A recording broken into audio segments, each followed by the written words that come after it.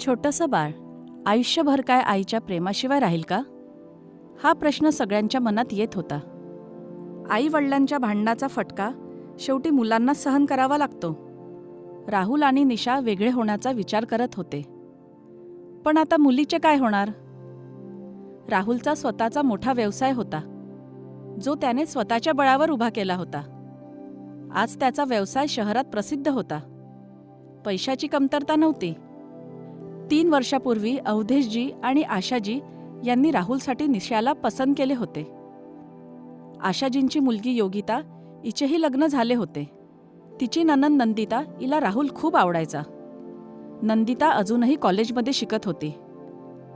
पण ज्या घरात आशाजींनी मुलीला लग्न करून पाठवले, त्याच घरातून त्यांना सून आणणे मान्य नव्हते. त्यामुळे त्यांनी ते नाते स्वीकारले नाही. आता एकुलत्या एका मुलाचं लग्न करायचं होतं. घरात राहुलच्या लग्नाची तयारी खूप दिवसांपासून सुरू झाली होती. सगळ्या नातेवाईकांना आमंत्रणे पाठवली गेली होती. लग्न मोठ्या थाटामाटात पार पडलं. एकुलती एक नणंद योगिता खूप खुश होती. वहिनीच्या आगमनाने आनंदी होती.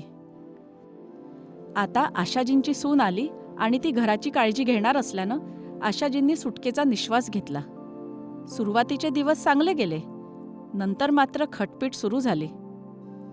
निशा जे काही करायची ते ती स्वतःच्या इच्छेनुसारच करायची. आशाजींचे ती अजिबात ऐकत नव्हती.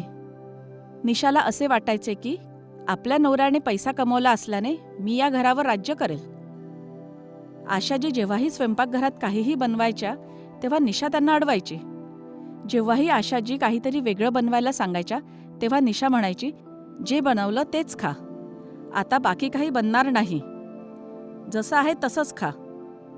हळूहळू निशाने स्वयंपाकघरात आपली मक्तेदारी प्रस्थापित केली. आपल्या मुलाच्या आणि सुनेच्या सुखासाठी आशाजी गप्प राहिल्या. निशा वाटेल ते करायची. अवधेशजींपासून काहीही लपून राहिलेले नव्हते.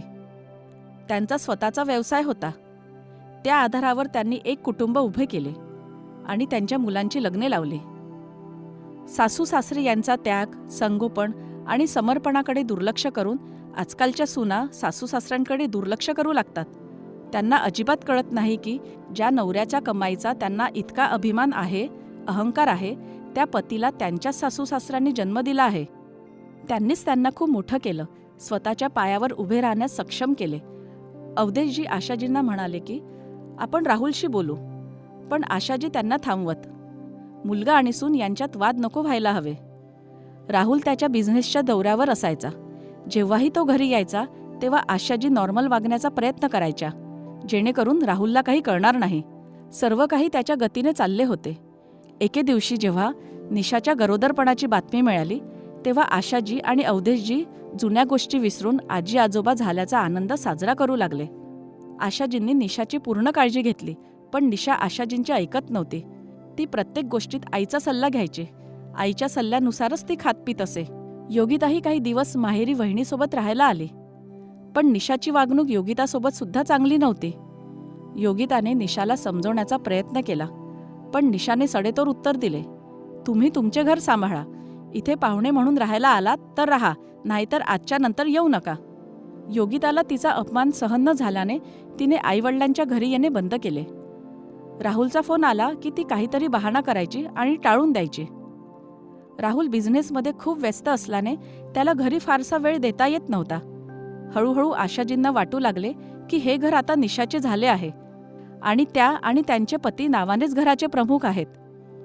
सुनेने घराचा ताबा घेतला होता, पण त्या घरात त्या दोघांसाठी जागा उरली नव्हती. राहुल जेव्हाही घरी असायचा तेव्हा सगळं सुरळीत चालायचं. निशा त्याच्यासमोर नॉर्मल वागायची, पण तिने सासू सासऱ्यांचे मन दुखी केले होतं. निशाने एका सुंदर मुलीला जन्म दिला. नात झाल्याच्या आनंदात आशाजींनी मिठाई वाटली, पण निशाला आजी आजोबांचं हे प्रेम नाटक वाटायचं. इथे आशाजी अवधेशजी विचार करत होते की आई झाल्यावर निशामध्ये काहीतरी सुधारणा होईल, पण नाही. एक दिवस आशाजी किचनमध्ये लाडू बनवत होत्या तेव्हा निशाने त्यांना पुन्हा अडवलं आणि म्हणाली की तुम्ही आपल्या मुलीला काहीतरी पाठवत राहता. आता हे सगळं चालणार नाही. योगिता ताईला जास्त देऊ नका. माझा नवरा काय तुमच्या मुलीसाठी कमवत नाही. निशा, सध्या तुझे सासरे कमवत आहे.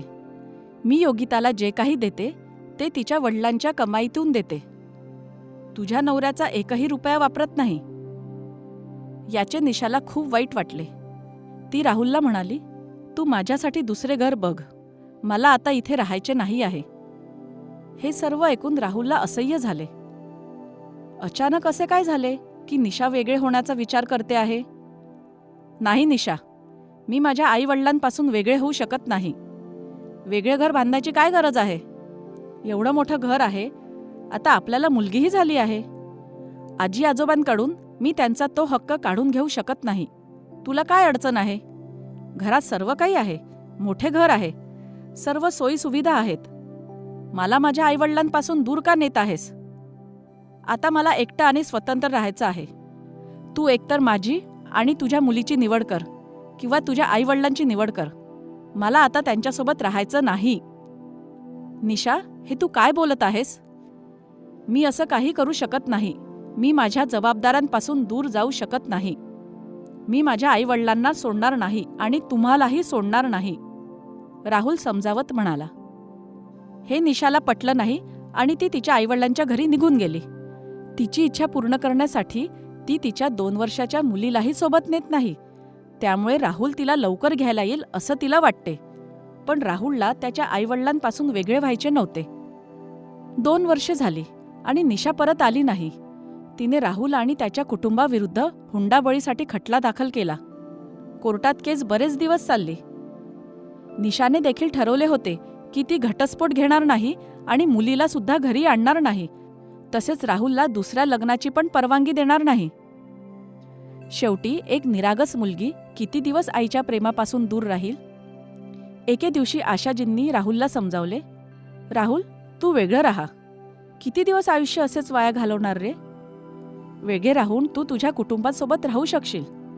नाही आई, माझ्या पत्नीने माझ्या कुटुंबाला हुंड्याच्या छळाच्या प्रकरणात अडकवले आणि माझ्यावर सुद्धा खोटे आरोप केलेत. म्हणून मी माझ्या पत्नीसोबत राहण्यापेक्षा एकटे राहणे कधीही चांगले. बेटा, असेच आयुष्य किती दिवस घालवणार? काही निर्णय तर घ्यावा लागेल. आशाजी निराश होऊन म्हणाल्या. आई, निशा ही कसली आई आहे? तिला आपल्या मुलीचीही पर्वा नाही. तिने आपल्या लहान मुलीला स्वतःपासून दूर ठेवले आहे. जिला स्वतःच्या मुलांमध्ये काही रस नाही, ती आमची काय काळजी घेईल? निशाने मुलीला जन्म देऊनही ती ना चांगली पत्नी होऊ शकली ना चांगली आई होऊ शकली. राहुलचे बोलणे चुकीचे नव्हते. राहुलसोबत भांडण झाले होते. यात निष्पाप मुलीचा काय दोष होता? अखेर समाजातील सदस्यांनी बैठक बोलावून दोन्ही पक्षांमध्ये तडजोड केली. निशाला मोठी रक्कम दिली आणि तिने सर्व खटले मागे घेतले. तिला स्वतंत्रपणे जगायचे असल्याने तिने मुलीला स्वतःजवळ ठेवण्यास नकार दिला. राहुलनेही धीर सोडला नाही. योगिताने पुन्हा तिची नणंद नंदिताच्या लग्नाचा प्रस्ताव ठेवला, जी राहुलला सुरुवातीपासूनच पसंत करत होती.